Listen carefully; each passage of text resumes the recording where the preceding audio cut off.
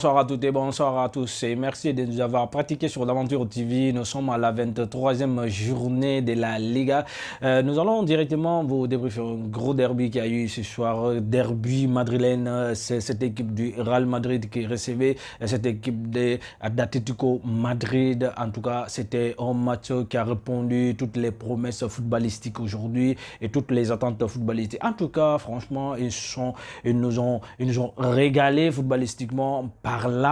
Juste à la première période que cette équipe d'Atlético Madrid a ouvert la brèche par le biais d'Argentin, l'attaquant argentin Julián Álvarez, vraiment qui a transformé le pénalty créé par Samuel Lino, qui était en contact physique direct avec Tchouaméni. En tout cas, à mon humble avis, moi je dirais tout simplement qu'il n'y avait pas, besoin franchement de siffler ces fameux pénalty parce que tout simplement Samuel Lino qui n'était pas preneur de cette balle et il était complet, la balle l'a complètement échappé parce que après l'action qu'il y a eu une chemelle de la part de Tchouaméni. Et bon, on a vu qu'après ça, on a vu beaucoup d'énervosité de la part des Merengues. Ils sont énervés, n'était pas pour la décision de l'addition arbitrage. Franchement, on a vu que franchement, ça a complètement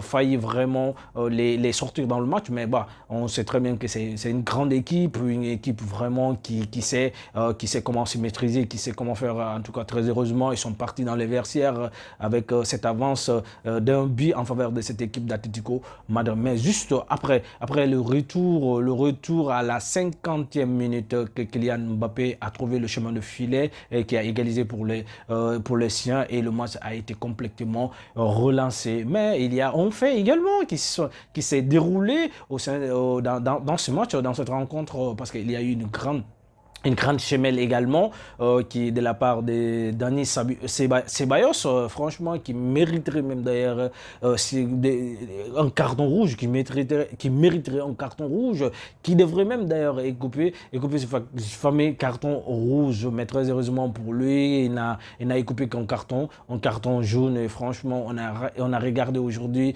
une rencontre de haut niveau franchement, parce que ces deux équipes nous ont offert vraiment voilà, beaucoup, il y a eu beaucoup de suspense dans cette rencontre. Si vous parlez Grinta aujourd'hui, des marquages individuels, des exploits individuels, on a vu des verticalités de la part du Real. Mais si vous regardez la physionomie du match et le système de jeu qu'a amené Real ces derniers temps, on a vu qu'il n'y a pas du tout un véritable 6 des métiers, un pivot qui peut vraiment récupérer la balle. À chaque fois que Real perd la balle, et franchement, la défense est complètement exposée au danger. C'est la raison pour laquelle ces derniers temps, on a vu que franchement, Real est toujours exposé. Real qui encaisse des plus parce qu'il n'y a pas ces des métiers vraiment un véritable gladiateur qui peut rester dans le milieu de terrain, qui peut vraiment être à la fois à la défense, à la fois en aide du milieu de terrain. Et ben franchement, ce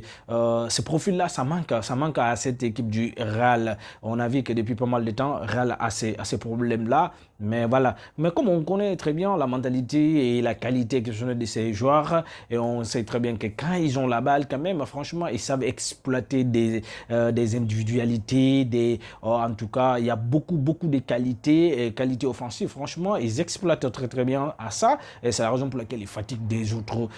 On a vu les Colts Sonoros également qui n'étaient pas ridicules ce soir, parce que là, ils ont quand même eu quelques occasions, ils ont quand même fait quelque chose lucratif quand même dans cette rencontre. Mais la position de balle était en faveur de cette équipe du Real, 60% contre 40. Il y a eu énormément de fautes, 14 fautes commises par les Merengues contre 13 fautes. Et franchement, on s'est cadré pour cette équipe des Colserneros. Et franchement, on a vu qu'il voilà, arrivé à un certain moment donné, et puis voilà, Real qui a repris le contrôle total du match, qui faisait des tout, et pour gagner le match et pour créer énormément de différences. Et franchement, mais très malheureusement, et voilà, ils sont tombés dans le piège parce qu'ils ont rencontré l'équipe, la meilleure défense dans de ces championnats. Et en tout cas, ce sont les Colsoneros qui ont la meilleure défense aujourd'hui. Franchement, en tout cas, ce qu'ils sont en train de montrer depuis le début de ce championnat, en tout cas, c'est beau, c'est très magnifique. Et voilà. En tout cas, nous vous donnons rendez-vous demain pour la rencontre du FC Barcelone qui jouera demain face à cette équipe de Séville. En tout cas, ça sera un autre débriefing. Nous vous donnons rendez-vous demain. Allez, Inch'Allah.